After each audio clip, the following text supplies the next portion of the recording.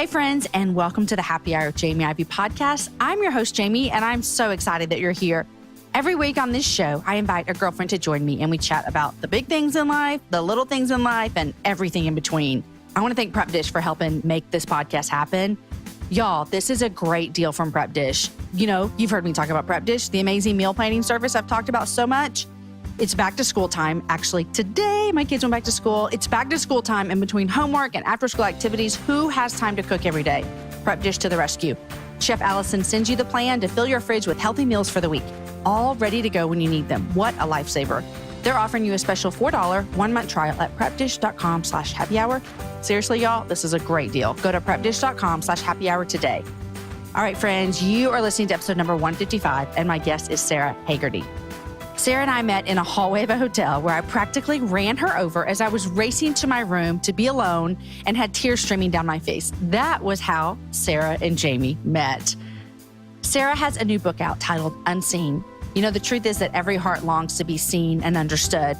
Yet most of our lives, it's unwitnessed. We spend our days working or driving or parenting, and sometimes we spend whole seasons feeling unnoticed and unappreciated.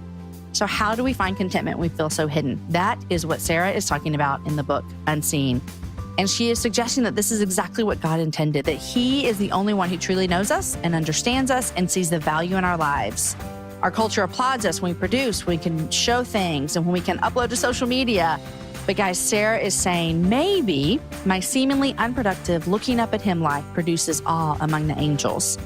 I read most of this book and I'm in love with it. I read her first book and loved it just as much. So go check out her book and you're going to love our conversation today.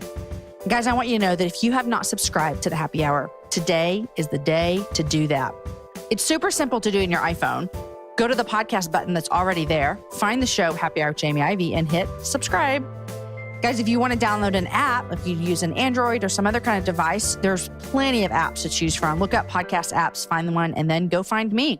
Here's why you want to subscribe, for lots of reasons. But number one is that we have an amazing lineup the next few weeks. And when you're subscribed to the show, you don't even have to think about downloading the show. It just shows up on your phone or your listening device every Wednesday at 6 a.m. Central Time. Here's some of our upcoming guests. Aaron Ivey, my husband. Catherine Lowe is coming on. And just let me tell you, when Catherine comes on, we have something really big to tell you. I'll just leave it at that. Rachel Myers is coming, Andrea Licato. So many more people are finishing out 2017, and it's going to be so amazing. So make sure you're subscribed. I am still waiting on Joanna Gaines to get back with me, so we'll just keep waiting, guys. Thank you for all those Instagram comments, though. You guys are amazing. All right, friends, here is my conversation with Sara. Hey, Sara, welcome to the Happy Hour. Thank you for having me. This is fun. Now, during our Happy Hour right now, which it would be all of the times I record shows with friends, I immediately wish we were really truly having a happy hour, but we'll just pretend. But right now, do you have sleeping children? Is that when this time worked best for you? Yes. Well, I have a whole lot of children, like tons and tons. So some of them are sleeping and the others are baking. Baking? What are they baking? I don't know. I just kind of gave them free range in the kitchen. In town is a missionary from Uganda, and she's like a baker, and so they're just gonna make me something really good. Okay, that's amazing. That's amazing. When do you happens once in a blue moon? Trust me, it's not like everybody's sleeping and happy and baking all the time. It does not give a dreamy home. That's pretty dreamy, Sara. Let's be honest.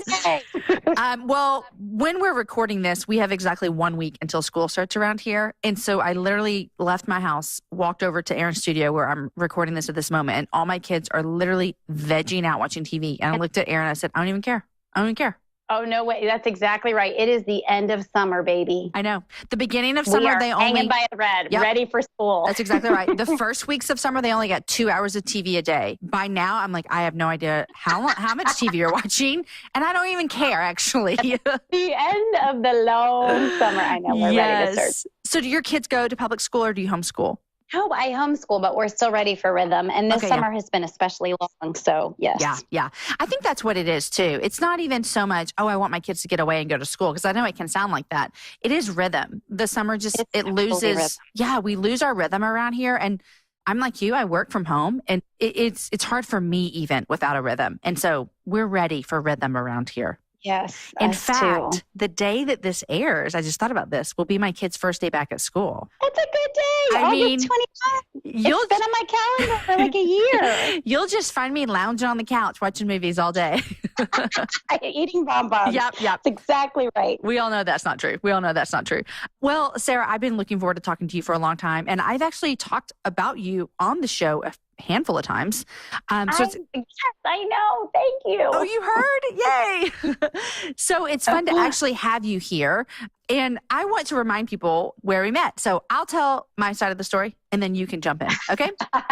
Because I remember it very vividly. But sometimes when you have something, I'm not going to use the word traumatic because it wasn't a traumatic experience, but it was this really emotional experience for me. Sometimes things stand out more than others. So I was at a conference in South Carolina called Alum. And this was, how many years ago? Was it 2 years ago? Probably. I don't know. I went 2 years in a row. So it could have been 2 or it could have been 3. 2014, 2015. Okay. So 2 or 3 years ago, I went. And it was really one of the very first events that I went to where people were listening to the podcast and were coming up and telling me that. Okay. So I've been creating a podcast for maybe a year before that. And I was just doing my thing, right? And then I show up at this conference and people are coming up, telling me that they love the show. And let me tell you, as someone who records a show by themselves in front of a computer with a microphone, I like hearing that people listen because I'm like, oh, wait, people actually listen to this? Yay. It's not just my mom. Exactly. And so it was so kind and so encouraging. Also, at that same point, I was starting to think about maybe writing a book, and I had a few meetings with some editors and then with an agent. And it was like this big tornado of my life in those like 4 hours. I felt like people were coming at me, and I got I got very overwhelmed and emotional, and I had to go back to my room, and I was turning around the corner. I already had tears, and I was about to just lose it, and I ran straight into you. There I was with a box of tissues. And I don't think we had ever met except for that encounter. Am I right about that? Yeah, no, that was the only time we met. Yes, that's the only time we've ever met, was right there at the intersection of the hotel elevator and my room right there. It was right on the corner. And I have no idea what I said to you, but I think I just said, I feel overwhelmed and da, da, da, da. And I don't even remember what you said to me, but I remember it being so kind. And it's one of those moments I look back and I'm like, I feel like God put that little intersection in that hallway there for a specific reason at a specific time. And we know he does that. And so thank you for being there for me. That's so cool. Yeah, I remember you. I think you would just come out of your meetings with editors. And I was like, I know that feeling. It was just very overwhelmed. And I went into the hotel room and I had to go cry. And I called my husband, and he, in a very nice way, this sounds mean what he did, but in a very nice way, he said, you need to just dry your face off and you need to get back down there. Put on some more mascara. What's so cool though, is now your book is coming out soon. I know, right? Isn't that crazy? Like that kind of, it makes me emotional again to think about that I do have a book coming out in January. And you mentioned this in an email. I asked all my guests certain questions, and you mentioned this to me. And I thought this was interesting how you said, it's interesting how some of us who write books and everything seems so polished and perfect but it's not like that on the other side. Yeah, no kidding. And I just sent out a bunch of early reads to some of my peers, like also authors. And Sara, when I pushed send on the email, I literally thought I could vomit. Like, oh, yes. I could vomit right now. And I emailed someone at my publishing house and said, what am I going to do when like people are actually buying the book? Like, I just felt kidding. Vulnerable. I have like flashbacks in my mind from when my last book came out, like just little conversations just around the few days that it came out. And it's like PTSD thinking through, I just wanted to hide under my covers for like 2 weeks. People were like, it sort of felt like I invited everybody into my closet, like, come take a look at my underwear drawer and let's talk about it. That's exactly what I feel like. And I have a specific chapter in my book that is, my whole book's pretty vulnerable, but there's one specific chapter that's very vulnerable. And I just feel like I'm just signing up to just hang out the dirty laundry and let it out there. Oh, I can't wait to read your book. Oh, you're so kind. Well, I'm in the middle of reading yours, Unseen. It comes out actually a week from when we're talking on the 23rd. So it comes out in a week, and the cover is absolutely beautiful. It's gorgeous. Isn't it? I mean, truly my team that put it together, they did a great job with my last book, but this one I'm just blown away. Oh, and as I'm getting into the book, I mean, the cover exhibits everything that the book is. It's just beautiful. It's beautiful. Yes. Yeah. They did a phenomenal job. Okay, so the tagline of your book is the gift of being hidden in a world that loves to be noticed. And I feel like that we could record 78 podcasts about the struggle that we have of living in a world that's asking us so often to be noticed, and we're yearning to be noticed. And so I want to know, where did the concept of this book arise in your life? Because it seems very relevant in my life, even as I read it. And so if it's relevant for you enough to write it, if it's relevant for me to read it, I have a small suspicion that there's a lot of us listening that are thinking, yeah, I need this. So where did this idea come from that you felt, I believe in this enough to write about it? It's been sitting in there for about 10 years. And I think it's come up in lots of different stretches of life. And so, when you have this thing that kind of keeps popping up, and you're, when you're single, and then when you're a mom, and then for me, when I had a career, like in a working setting, like seeing this pop up in all these different settings, after a while, I started to go, I think this is a theme. I think early it really showed up before we had kids, and I was in a more business setting and really wanting to prove myself out of college, and and I even felt it in ministry too, wanting to prove myself, and yet feeling like I was constantly either shoved to the side or trying to kind of wiggle my way to the front and working really hard to get seen.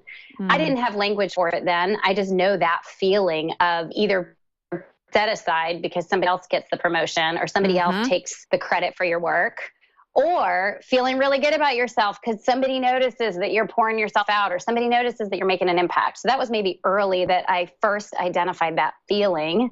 But then I think really, I went through a long stretch of infertility and celebrated my friends having their first, second, third babies. And after a year, you have some people who really understand what it's like to wait a year, but 8 or 10 years, people don't really have a grid. I mean, there's some, but not many who have a grid for what it's like to not have babies and want them. And it's not that I pined away to be a mom when I was a little kid, but I had a vision that we'd get married and have kids. And because it's what we all have the vision of. I mean, that plays into it. It's what we all vision. This is how life plays out. Yes, that's exactly right. And so here I am, on the 4th floor of Martha Jefferson Hospital. I used to say I need a frequent flyer card because that's where all my friends had their babies.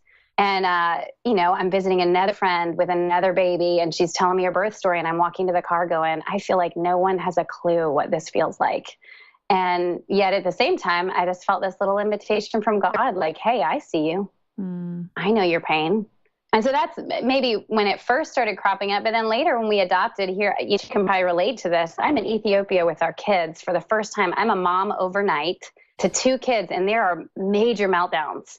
And I can't even communicate with my friends because I'm, across the ocean. I don't know how to be a mom. And man, these children are mine in an instant. And I'm going, this is motherhood. Who can help me with this? Who knows what this is like? Because I'm going to come home and my friends are going to talk about their 6-month-old babies, and mine's like 3.5, and I just met her yesterday. And yet in the same way, I felt that little invitation like, hey, Sara, I see you. I see you here. And it just, across many different stretches of life, that same little nudge in the back of my mind from the Lord going, you want other people to know, you want other people to get you, but I'm the only one who's really going to get you. I'm the only one who's really going to see you. So tell me this, as I'm listening to this, I think I'm nodding my head. Yes, all these things. But I'm actually thinking to myself as well, and I would like to know how you thought through this. Sometimes let's just be honest here, in my deepest, darkest, sinful hearts, I actually want other people to see me more than I want to believe that God seeing me is enough. Does that make sense? Or am I the only one with the ugly sin? Oh, yeah. No, and that's exactly it. I mean, I think this didn't come. So here I am summarizing 3 years worth of struggle in one little conversation with God. But it is I would find, even after adopting, 4 of my children are adopted, and then I have 2 biological children. And I would find myself in conversations with my friends who hadn't adopted, wanting to subtly let them know what a big deal it is, what we're doing under our roof. And I would kind of weave it into conversation, and I'd want them to affirm me, and I'd want them to get that the reason I'm 30 minutes late is because we got a whole lot of heart issues under our roof. And it's not quite working. And I'm wanting people to affirm and to validate, and yet I'm feeling constantly frustrated because nobody gets it.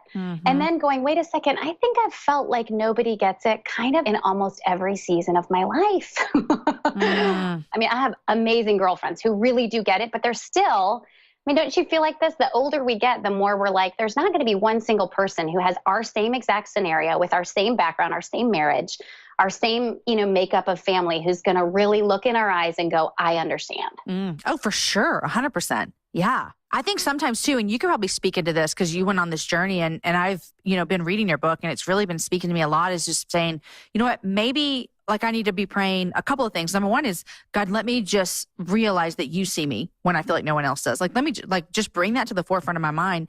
And then the second thing is, God, let me believe that that is best and okay. Yeah. If that's all it is. Yes. And I think that second question, honestly, like I don't even get there. A lot of the time I don't even get there because I'm not even really asking how he sees me, and so I don't even realize how good it is. I think of, right after we brought our second two home. So in 2 years, we grew from like just Nate and I mean, we had been just the two of us for 8 years.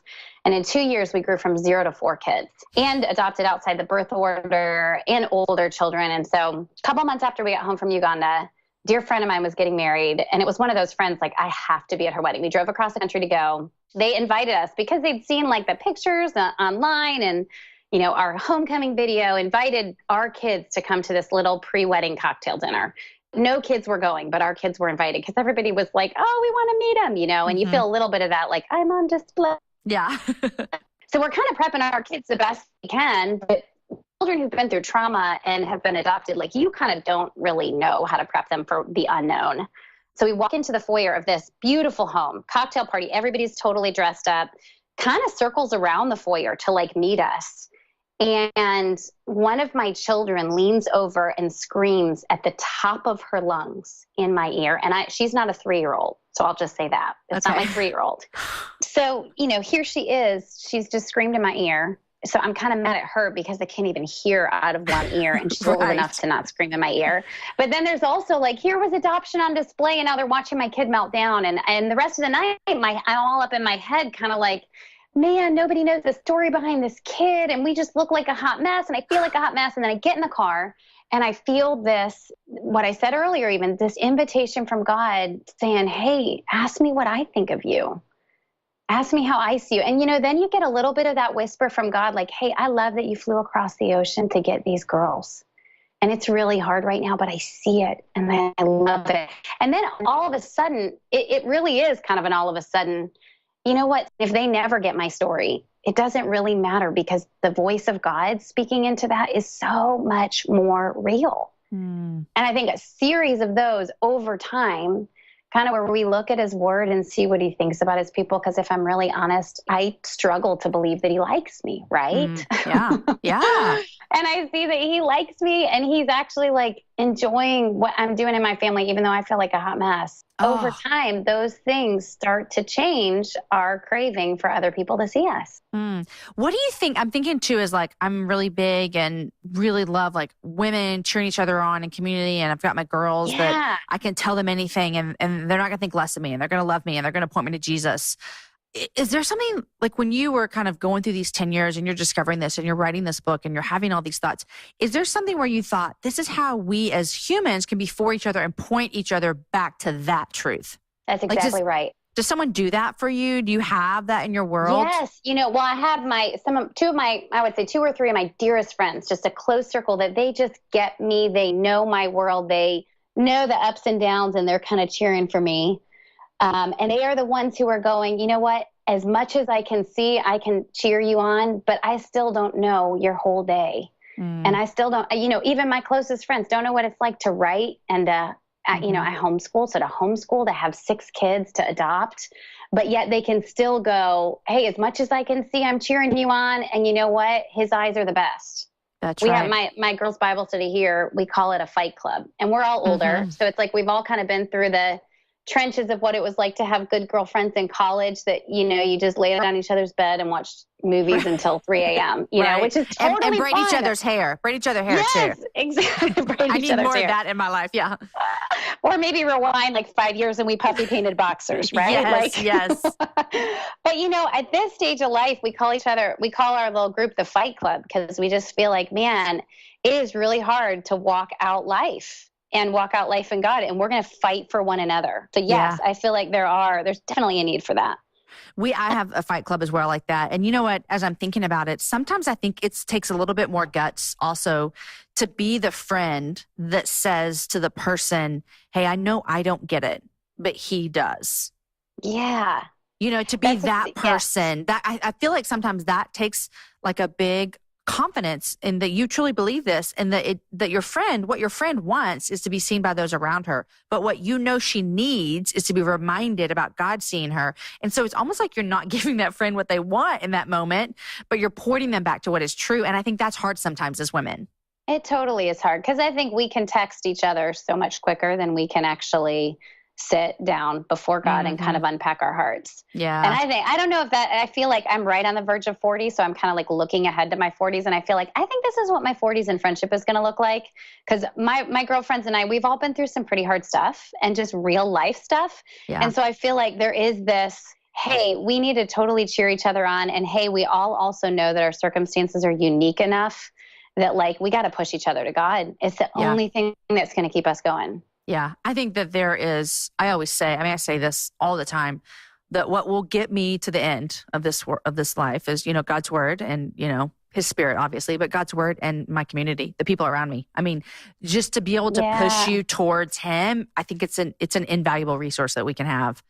Okay, so you said you're close to 40. How close are you? Oh my goodness, I'm 2 weeks away. You're almost there. Are you? I'm going to get my hair colored. I'm ordering myself a pair of Birkenstocks today. This is like all about me. That is hilarious. Okay, so you're 40, and how old is your oldest child? 13. 13. Okay, so my oldest is 13 as well. How old is your youngest? Oh my goodness, my youngest is 7 months old. Can we talk about what it's like to be almost 40 and have a baby? Okay, so you alluded to this a little bit, but you and your husband struggled with infertility. Yes. Adopted 4 children, 2 from Ethiopia, 2 from Uganda. You can tell us in a minute the order and all that kind of stuff. And then I want to hear the story of how many years between that did you have your first biological child, which, you tell me, I don't want to put words in your mouth. Give me just the breakdown of how your family came together. Yeah. So we had our 4 children that we had adopted, 2 from Ethiopia. Then a year later, we started the process of adopting 2 more from Uganda. I always say we were young and naive enough that we just like jumped right back in. Why not 2 more? Why not? Really. And then, truthfully, the story is when we were in Ethiopia adopting our first 2, I thought that would be it for adoption. And we had an older girl who showed us around the orphanage where our children had been. And it was clear she'd done this routine before. Take the parents around the orphanage who were coming to get their babies. And she had this look in her eyes that was like, take me home. Yeah, I knew it was pretty unlikely that this child was going to get adopted. And so we came home from Ethiopia, and a month later, I said, babe, we have to go back. There are those older kids there who are not likely to be adopted. Now, since then, I've seen a lot more older child adoption. But so when we went back, we actually didn't go back for that specific child, but we did go back to adopt 2 older children. So we kind of messed up the birth order. And then, but after 12 years of marriage, then we just had this surprise pregnancy. Okay, so, but I want to hear this. So you adopt your 4 children. And at that point in your life, you've walked through this infertility. Had you come to grips that your body just was not going to birth children? No, you know what? Honestly, that is, and I write about that in my first book, Every Bitter Thing is Sweet. I could not let it go in my own heart, not because I felt like I needed to have a biological child. Honestly, it wasn't so much. Goodness, as you know, because you've adopted, my children who are adopted are my own. Like I didn't need this biological child. It was that I really believed that God could heal. And I wanted to see it. And so I felt sort of this fierce, like, this is the hardest thing ever, to stay in the game and keep asking him to heal me. But I think I'm going to ask him until I'm 50. And I did. And so when I did find out that I was pregnant, there was on one hand, like total shock, like how is this crazy thing finally happening? And then on the other hand, it was like this sigh of finally, I have waited and asked and prayed. And man, this is pretty incredible. Where did you get the number 50 from? Was that just like you just kind of decided, I'm going to ask till I'm 50? Well, I actually used to say till I was 80. And now that I'm 40 and my body declined. You're like, good call. I'm bringing that down. No kidding. Yeah, our bodies just aren't the same as they were when they were 20. Am I right about that? They're not. And that is something about turning 40. I'm a runner, and I've had these like issues with running, and I'm like, I keep trying to figure out the right shoe. And then my physical therapist was like, well, we do need to acknowledge your age. I said something to Aaron just like that this morning. I was like, I was telling him I was being funny about how I've bought these same jeans forever. And and it's weird. I told him they must be doing something wrong when they manufacture them. They're not, because I just went up a size and I don't know what happened. And I was like, I think they should check it out because maybe they need to talk to their manufacturer. And then I said, I am almost 40. I can't expect to wear the same size when I was 30, right? I don't know. Maybe I just need to quit eating chips, but there's that as well. Our metabolism is on the decline. Yes, it totally is. It totally is. Sad day. It totally is.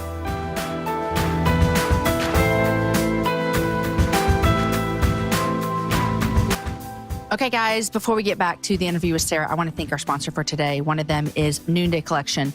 You guys know I'm a Noonday fan because I talk about them all the time. So this summer, the happy hour, myself, we're teaming up to do a little Join with Jamie promotion. That means that if you go to jamieivey.noondaycollection.com, you will see all the fun, free Noonday products added to your starter kit this summer just because you're a happy hour listener. How kind is that?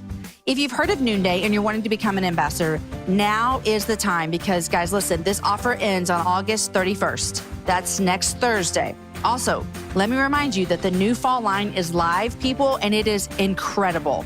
You've seen me on Instagram and in some of my Instagram stories. I've already been wearing some of my favorite pieces all around town. Have you seen me with the tassel necklace, might I remind you of? Only one of my favorite things they've ever done. Okay, guys, head to your local truck show or shop online to score your own pieces made with love from their latest collection. Again, go to jamieivey.noondaycollection.com and you're going to see all the fun, free Noonday products that you're going to get added to your starter kit this summer just because you're a listener. All right, guys, the next people I want to thank for making the happy hour happen today is Third Love. Okay, it's no secret. Bra shopping is the worst. But what if you could skip the lines, the dressing rooms, all the hassle, and find a perfect fitting bra in minutes? How does that sound? If that sounds like something you want, check out Third Love. All you need to do is just take Third Love's online Fit Finder quiz, and they'll recommend the bra that's right for your size and your shape.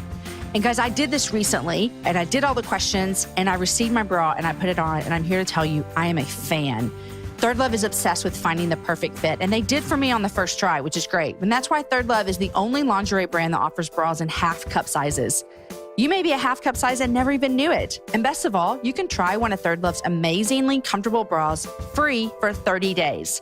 You only pay $2.99 for shipping. Guys, you can really try this bra. Like, you can try it so much they want you to cut the tag off, wash it, wear it all day to work, around the house, football games, wherever you are. You might even forget that you have it on. If your Third Love bra isn't your new favorite, it's not a problem. You just return it or exchange it for free. All right, guys, go to thirdlove.com/Jamie right now to find your perfect fitting bra and try it for 30 days. That's thirdlove.com/Jamie to try your new favorite bra for free. thirdlove.com/Jamie. Okay, so you have been married to your husband. Did you say 15 years? 16 years in 2 weeks. 16 years. Okay. Good for you guys on marriage. Can we talk about how marriage changes in 16 years? Oh my goodness. Gracious, so many ways. Right? So many ways. Like, I think kids change it and jobs change it, and then just getting 40 changes it. I was just talking to a group of new moms today. I was on a panel at our church for new moms. And that's awesome. Yeah. And one of the things we talked about was like how to make your marriage a priority when you have all these kids. And I actually said, and I would be interested to, although your family journey and your ages of kids is a lot different than mine, I told the moms there today, I said, I feel like Aaron and I do a really good job of keeping our marriage priority. Like, it's very important for us. It's a thing. But you know what, Sara? I feel as though the older my kids get, the harder it is to like date night. Do you feel that way at all? Oh, yeah. Yeah. Because you got your teenagers who want to talk to you at 9:00 at night about their heart. Yes. I want to be there. And then all their activities. And yeah, for sure. Yeah. I mean, one night. We put it on the calendar and it's kind of like an unmovable staple, but even that, and we end up, our goal is once a week and it ends up being sometimes 2 times a month just because there's so much going on. Yeah. I agree. But I told those new moms, I'm like, listen, just start to make it a priority now because it matters. That's exactly right. I have felt, with each, so when we first adopted our first 2, we took 1 weekend away a year. Then when we adopted our second 2, just the nature of adoption is such that, sometimes 1 kid can feel like 3, and it's not a terrible thing. It's just you have invited in a child whose history has been broken. And so as part of the restoration, it can be especially exhausting as a parent. You know this. And so with our second two that we adopted, we said, okay, at least 2 times a year, we're going to get away together for the weekend. And then with our last 2 biological kids, we've said 3 times a year as best as we can, just because, you know what, if we're not okay, the 2 of us, and thriving in our marriage, which honestly at 16 years, I finally can say we are thriving in our marriage. I feel like for our kids, they suffer, and it's in subtle ways, and they don't necessarily know, we don't necessarily see it, but they actually grow when we grow. And man, I can say that at the tail end of 16 years, but we certainly have had some hard years in there where we've had to fight hard. Well, I'm so glad you can say that you feel like you're thriving, because we've had those hard years as well. So ours have been pretty circumstantial, like circumstances have come into our life and it's made marriage hard.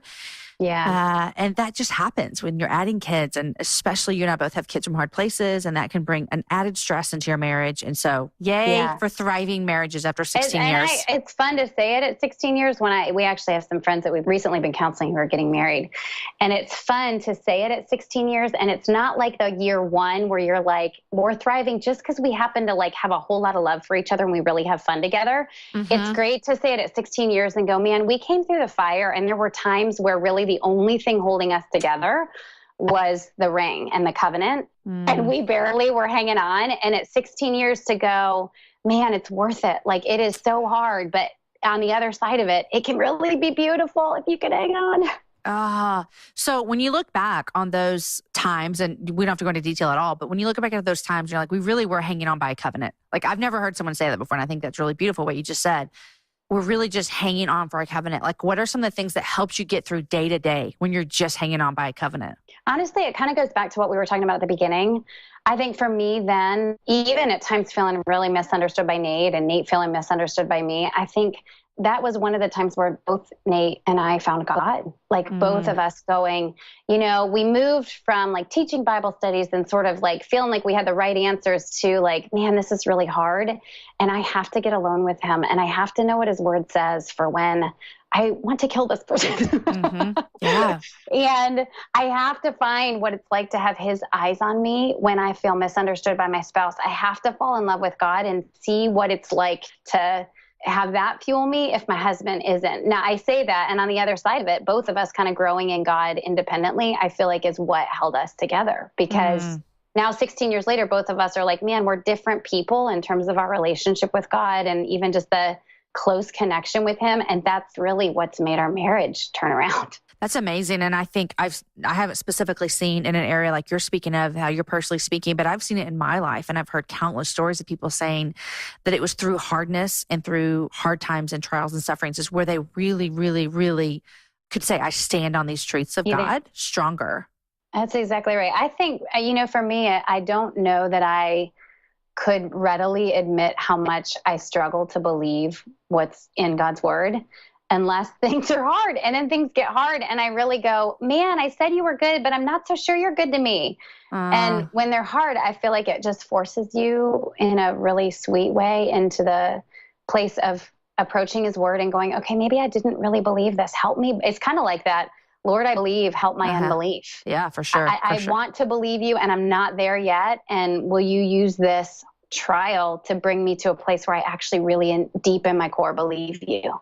And you're talking earlier about Fight Club. And I think also this comes in is I really, really want to see Christian women be okay with hearing another woman say that. And then saying, it's all right. We're going to walk through this together. We're going to fight together. And I think we're a lot of times afraid to express our scaredness about the situation, or our unbelief even, or our frustration with what God's doing. We're almost afraid to say that. And then we keep it in and it just grows into bitterness instead of saying it out loud, because God can handle it, right? Like he can take it. But then have other friends who we feel comfortable saying it with, and they can take it too. And they just point us back to Jesus.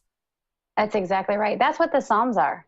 The Psalms are like this crying out to God. He is not afraid of that. And I think in friendship, when we can get to a place where we let a friend duke it out with God, like wrestle it out, not try to give them an answer, not try to solve their problem, not try to pull them out of the pit, but really say like, hey, I'm praying for you in the midst of this. Our Fight Club, it's been cool because we will, even throughout the day, we do Voxer. We don't text as much. Yeah, we do too. I love And we will just, hey guys, I'm right here in the throes of this. Can everybody stop what they're doing for just a minute and pray?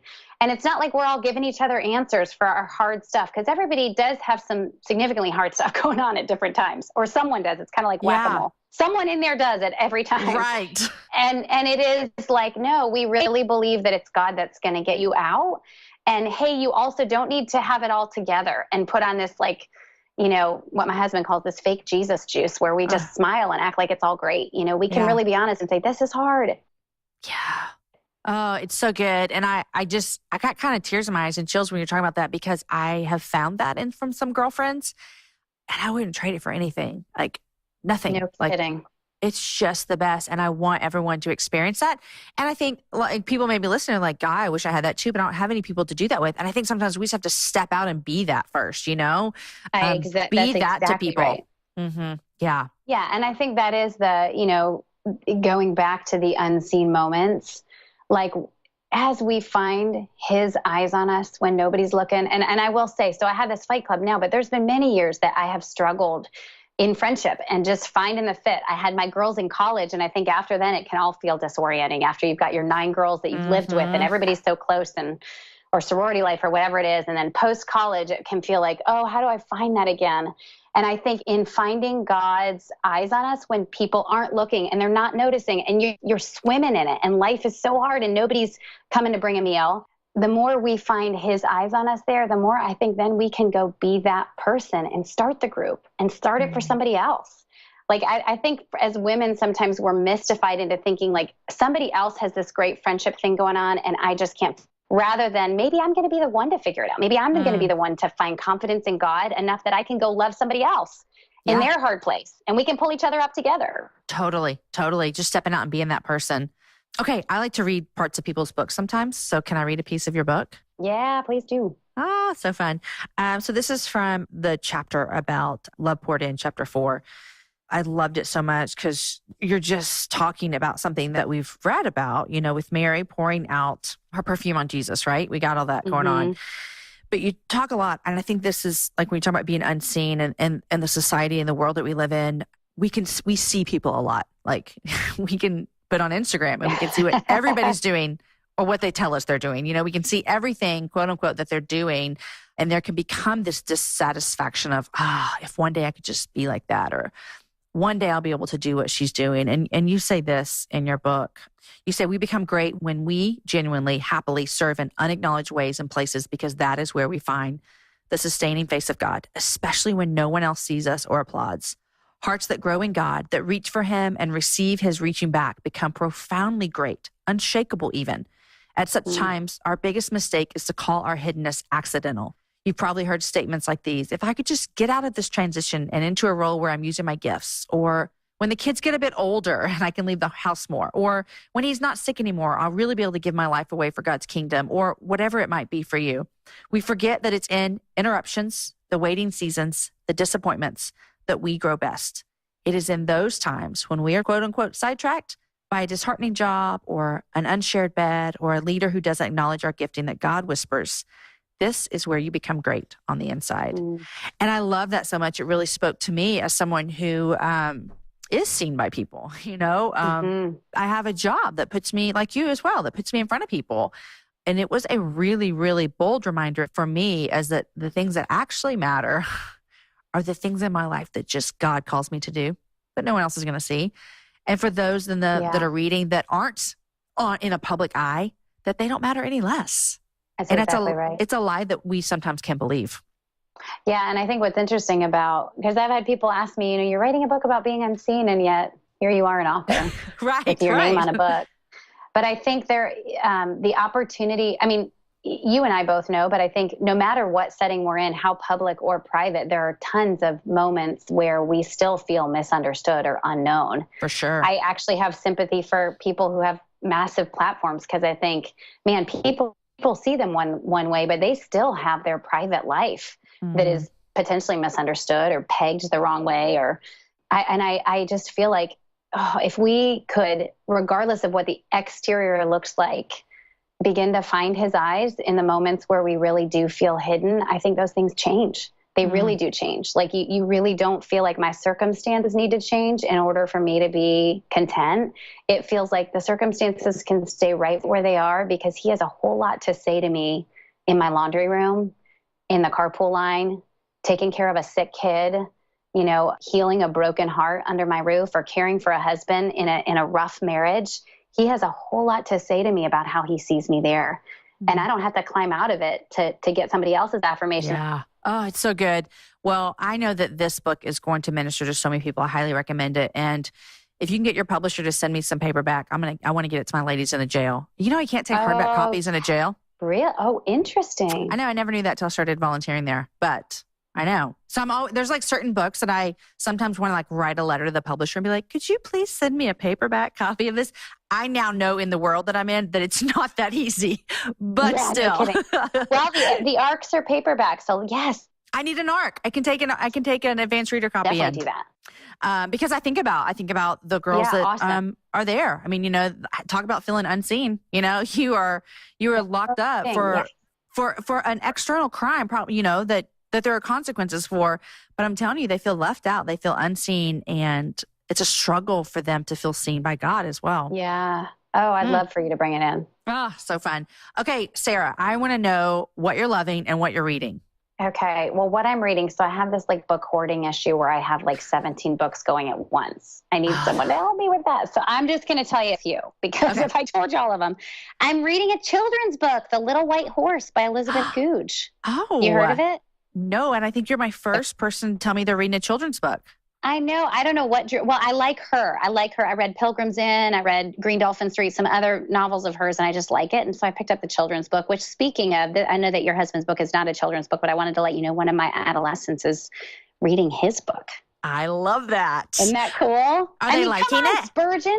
Well, so she just got into it literally like 2 days ago. She was a little bit enamored by his bio. I just need to leave it at that. Well, I'm so glad that she's reading. Pass it around. Let all your people read it. See, how old is your daughter that's reading it?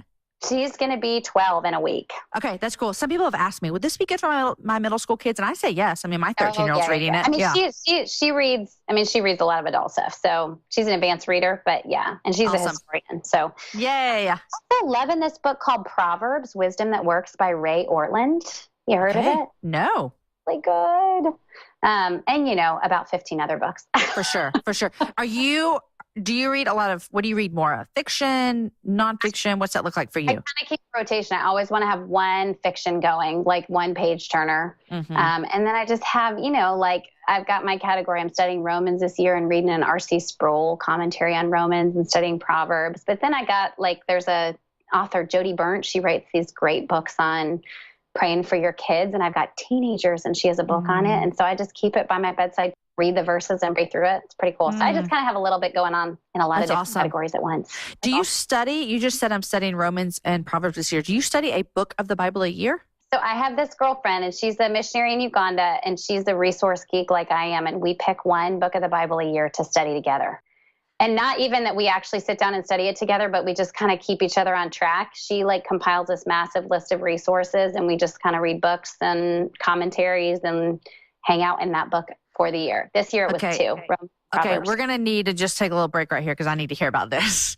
It's so awesome. This is so awesome and so intriguing. Yeah. So who knows why? I mean, we're both resource geeks, I can't help but listen to a podcast and share it with her. We just are back and forth all the time. Have you seen this article? Have you read this book?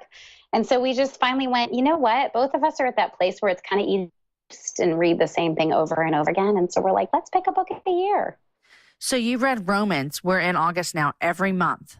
Well, no. I mean, that's high and lofty. We always laugh because we make these big goals. And I'm in Romans 8 right now. Okay. Right? Okay. But still, it's your focus. Yeah, it's the focus. We certainly don't. And we actually might stay in Romans next year. But we did the year before that, we did the Gospels. So we did 4 books. And the year before that, we did Psalms, which was pretty awesome. Talk about Charles Spurgeon, those treasures of David. So good. That's awesome. I love this. And I'm very intrigued by this. And I think that I really like it. I'm kind of don't have words right now because I'm still processing. Do it. It doesn't. And honestly, you just laugh at the end of the year when you have these big ambitions and you barely scratch the surface. Hey, at least you got off the starting block. I have some friends who kind of sound like you, like they just love resources and studying and stuff. So maybe I'll let them just kind of plan it out, and I'll just tell them to email me. She doesn't have any kids, so she plans it. Oh, I love it. I need a planner, and I'll be the executor. Okay, so you're reading all those things. Yeah. What are you loving? Oh, my goodness. Okay, so I feel like Athleta needs to give me a commission on the Aspire ankle pant. Okay. I'm not kidding. Tell me why. Into fall, and I think I've recommended it to all my friends. Wore it through my pregnancy. It's like a jogger that's tethered at the bottom, and or it's got a tie at the bottom, and you can wear it out with a denim jacket. Oh, really? And it's that material that dries really fast, so you could sweat it out. And if you're like me and you don't change your clothes until the next morning run. No, yeah, I'm with you. So the Athleta Aspire ankle pant. I'm just loving it. I'm looking at them. They're so cute. I know. Get yourself a pair, and then maybe request that they send me commission because I've been recommending them to my friends. Do you have them where the zippers are kind of diagonal? Yep, that's exactly right. Okay. I could rock this in the fall. They're great. And they got lots of colors. You got options. All right. I love it. What else? Okay. So this little local company, #WallArt, it's Kansas City, but they ship all over the U.S. and they do these wood pallets where they can do a skyline of your city, or like for my family, they did a map of the whole world and then highlighted the countries my kids are from. Oh, yeah. And it's like kind of a barn house feel, but I also use them for all my birthday gifts. So I just give them to my friends. Like if I have a quote, like a C.S. Lewis quote that they love, or like a song quote, and they do it. Oh, that's amazing. Okay. I love that. Okay. What else? And so I'm turning 40 and I love Pilates. I have a stomach that is split in my pregnancy. Did you ever have that? Wait, what does that mean? So when your stomach splits, do you really not know about this? Oh, you got to have this. They just probably don't talk about it. Okay, my stomach tell me. split during my pregnancy. It's called diastasis. And I guarantee you probably about 60% of your listeners who have had babies have it. They may not even know it. It's like the little tire that never goes away. And Pilates is like a great resource or a great exercise, like set of exercises to get your core back together. And we have a little Pilates around the corner. And it's putting my belly back together.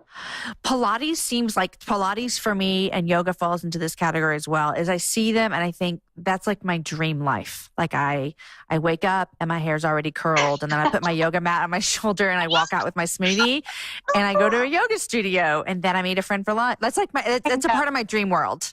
This Pilates studio around the corner, it's awesome. It's actually Christian run, and they've got like a health food store on the front, and they have made it to feel like a barn.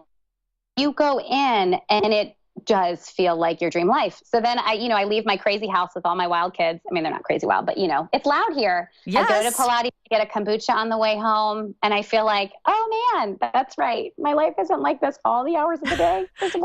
You're living my dream life for like an hour and a half every time you go. That's exactly 10 hours. Have you wear your Aspire ankle pants to Pilates? Do wear them to Pilates. Okay. I'm going to guarantee that these will have arrived at my house before the show airs, because this is my life right here. Yes, please. And I mean, Athleta, like they've got to have a commission structure, right? Athleta, Sara needs you right now. If you're listening, Athleta.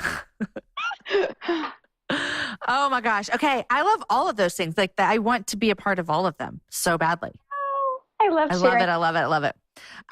One of my favorites of your podcast, because who doesn't want to share what they love? I know. And I love it too, because it always makes me want to just figure out what I love. I get asked sometimes on shows and it puts me on the spot, and I feel like, what do I love? What do I love? What do I love? And so I do love hearing everything that everyone's doing. And then I go spend money because I want it as well. No, I know. Well, Sara, congratulations on releasing another book. I know very small what this feels like because I'm on the verge of it, but I do know that it's very, very vulnerable to put your words out there. And so thank you for doing that. And you're just a beautiful writer. I read your first book and fell in love with it as well. And it was so great to have you on the show today. Thank you. Well, I can't wait to have your book out. Oh, you're so kind. You're so kind. So everyone, you have a week to go pre-order your book. And so you can get it where all books are sold, I'm imagine. Amazon for sure. What can you not get at Amazon? Everything. Yeah. Amazon shows up at my house. Maybe. Yes, maybe. It's a knockoff. I'm going to get the knockoff brand from Amazon and let you know how it goes. No kidding. Thanks so much for coming on the show, Sara. Guys, wasn't that just phenomenal conversation with Sara? I knew I loved her when we crashed into each other at the hotel, and I loved her even more after having just one single conversation with her. I want to thank our last sponsor for making today's show possible, and that is Spice Islands.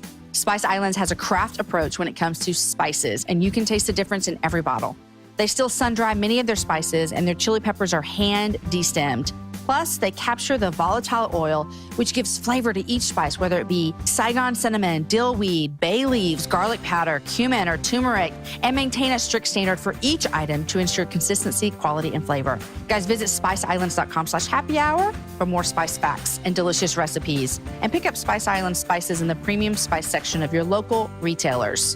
All right, guys. Today's show is edited by Chris with Podshaper, and the music is from Jason Poe. Guys, enjoy your week, share the show with a girlfriend, and have a happy hour with a friend.